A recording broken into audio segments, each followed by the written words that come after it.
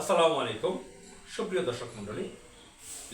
Lemon, আপনারা জানেন লেবু সম্পর্কে আমাদের বাংলাদেশে প্রচুর পরিমাণ লেবু উৎপাদন হয়।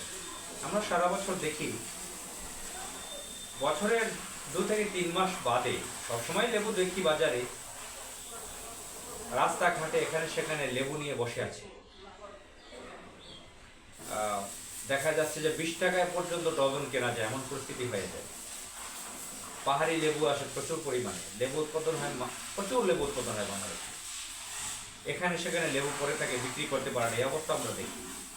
কিন্তু রমজান মাস, পবিত্র মাহে রমজান যখন আসে, তখন রমজান মাস আসার 1 সপ্তাহ আগে থেকে মিনিমাম এমন দাম শুরু হয়, এটা মারাত্মক অবস্থায় হয়। লেবু ভাষাগত দিক থেকে এটা একটা ফল, ফ্রুটস, কিন্তু আমরা সাধারণত লেবুকে ফল বলি না। লেবু, কলা এগুলো তো আমাদের নিত্য প্রয়োজনীয় জিনিস, কম দামে আমরা পাই। আমরা ফল বলি কোনটাকে? আপেল, আঙ্গুর, মালটা, কমলা, নাশপাতি ইত্যাদি ইত্যাদিকে, বিদেশি আমদানি করা, ইম্পোর্ট করা ফ্রুটসগুলোকে। তো মানুষ এখন বলে লেবুটাও ফল হয়ে গেছে, যে বেশি দাম দিয়ে কিনতে হয়। এখন মানুষের মজা করে বলে যে লেবুর ভরি কত, স্বর্ণের যে ভরিতে বিক্রি হয়। আমরা এটা প্রতি বছরই আমরা দেখে আসছি, প্রতি রমজান, আমার ছোটবেলা থেকে দেখে আসছি, রমজান মাস আসলে লেবুর দাম বেড়ে যায়। গত বছর ইন্টারিম সরকার ক্ষমতায় ছিল, ডক্টর মোহাম্মদ ইউনূসের সরকার, তখন ওদের কিছু বেড়ে গিয়েছিল, কিন্তু সেই বাড়াটা এবার যেভাবে বাড়েছে সেভাবে না, এবার বেড়েছে মারাত্মকভাবে। আপনারা জানেন যে 12 ফেব্রুয়ারি আমাদের জাতীয় সংসদ নির্বাচন হয়ে গেল। সেই নির্বাচনটা কেমন হয়ে গেছে সে বিষয়ে অনেকবার কথা বলেছি। এখন বিএনপি বিজয়ী হয়ে ক্ষমতায় এসেছে। এখন এই মুহূর্তে এখন তো ইউনূস সরকারের হাতে ক্ষমতা নেই।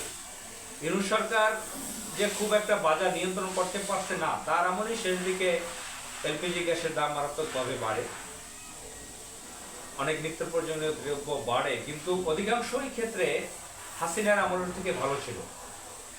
যেরকম আলু, পটেটো, এটা 80 টাকা, 90 টাকা, 100 টাকা পর্যন্ত ছিল শেখ হাসিনার সময়। প্রচুর আলু আছে, 20 টাকা, 25 টাকা, 15 টাকা আলু পাওয়া যাচ্ছে কেজিতে। পেঁয়াজের কেজি কম, 60 টাকা, 40 টাকা, 50 টাকা পাওয়া যাচ্ছে, হাইস্ট 80 টাকা। শেখ হাসিনার সময় 300-400 টাকা হয়েছিল পেঁয়াজের কেজি। কাঁচামরিচের কেজি 700 টাকা, 800 টাকা, 1000 টাকা, 1200 টাকা হয়েছিল শেখ হাসিনার সময়। অন্য অন্য অনেক উদাহরণ দেওয়া যাবে, কিন্তু ডক্টর মোহাম্মদ ইউনূসের আমলে একটা লেভেলে ছিল।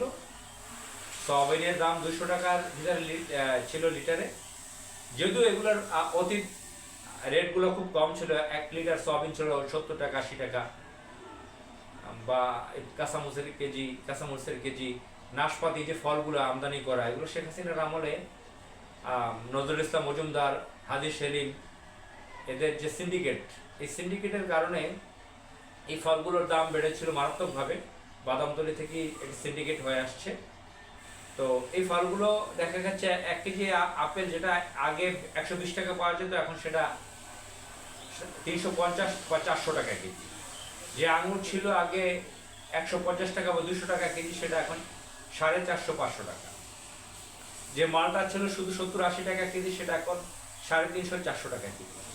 তো এগুলো হাসিনার আমলে বাড়া, কিন্তু কি বলে, ডক্টর মোহাম্মদ ইউনূসের ইন্টারিম সরকার সেটা মোটামুটি একটা নিয়ন্ত্রণে নিতে পেরেছিল, আর বেশি বাড়তে দেয় নাই। যেভাবে ভঙ্গুর অর্থনীতি রেখে গিয়েছিল শেখ হাসিনা, সে ভঙ্গুর অর্থনীতি পেয়েও সেই হাসিনার আমলে অনেক ঋণ দিয়েছে, 18% কম ঋণ নিয়েছে। ঋণ নিয়ে 1 লক্ষ কোটি টাকার কাছাকাছি, 1.5 লক্ষ কোটি টাকার কাছাকাছি তারা ঋণ নিয়েছে এই সরকার চালাবার জন্য। ইন্টারিম সরকার 18% তারা ঋণ নিয়েছিল। শেখ হাসিনা যে ঋণ নিয়েছিল তার থেকে অনেক কম ঋণ নিয়েছিল। তো তারা রেমিটেন্স ডাবল হয়ে গেছে। যে রেমিটেন্স আগে ছিল তার, ডক্টর মোহাম্মদ ইউনূসের আমলে রেমিটেন্স ডাবল হয়েছে। হাসিনার আমলে যে ঋণ ছিল, বড় একটা অঙ্ক ঋণও সে পরিশোধ করেছে এই 2.5 বছরে। এই উপদেষ্টা, ডক্টর মোহাম্মদ ইউনূসের উপদেষ্টারা অনেক বাটপাট ছিল। মাহফুজ আলম নামের এক বাটপার, আসিফ নজরুল, আরও অনেকে আছে। চুরি চামারি কিছু করেছে, প্রতারণা কিছু করেছে, কিন্তু হাসিনার থেকে অনেক বেটার ছিল। বাংলাদেশের ইতিহাসে জিয়াউর রহমানও এই পর্যায়ে আসতে পারে না যে ইন্ডিপেন্ডেন্ট যে ফরেন কালচার, ভারতের সাথে চোখে চোখ রেখে কথা বলা, এটা প্রফেসর ডক্টর মোহাম্মদ ইউনূসই পেরেছিলেন। আমরা দেখেছি পরে তিনি বিদায় হলেন, একা তার লাগেজ, প্রায় 90 বছরের কাছাকাছি বয়স, 87-88 বছর বয়স, এরকম একজন বৃদ্ধ ব্যক্তি তার নিজের লাগেজ নিয়ে তিনি বিদেশে গেলেন করুণ অবস্থায়, তাকে সম্মানও দেওয়া হলো না।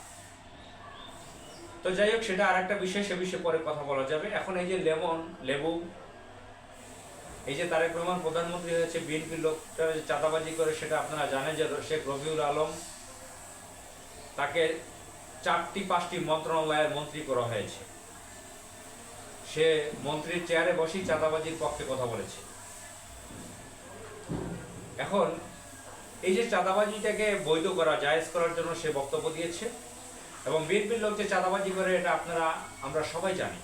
পল্টন, কারণ বাজার, সায়দাবাদ, মহাখালী, যেখানে আছে সবাই জানেন, বাজার থেকে, রাস্তার পাশ থেকে, টার্মিনাল থেকে, লঞ্চ ঘাট থেকে, এগুলো তারা করতেছে। তো এই চাঁদাবাজির কারণে মূলত এই দাম বেড়েছে। এই লেবুর হালি 200 টাকা, 150 টাকা, 100 টাকা, 120 টাকা, প্রত্যেকটা পণ্যের দাম মারাত্মকভাবে বেড়েছে। আমরা এই জঘন্য অত্যাচার থেকে, নির্যাতন থেকে, নিপীড়ন থেকে বাঁচতে চাই, এই চাঁদাবাজির হাত থেকে বাংলাদেশকে বাঁচাতে চাই। আসুন আমরা ঐক্যবদ্ধ হই, এই দেশ বিরোধী সন্ত্রাস থেকে বাংলাদেশকে আমরা সকলে মিলে মুক্ত করি। ইনশাআল্লাহ আল্লাহ তাআলা আমাদের সেই সক্ষমতা দান করুন। আসসালামু আলাইকুম।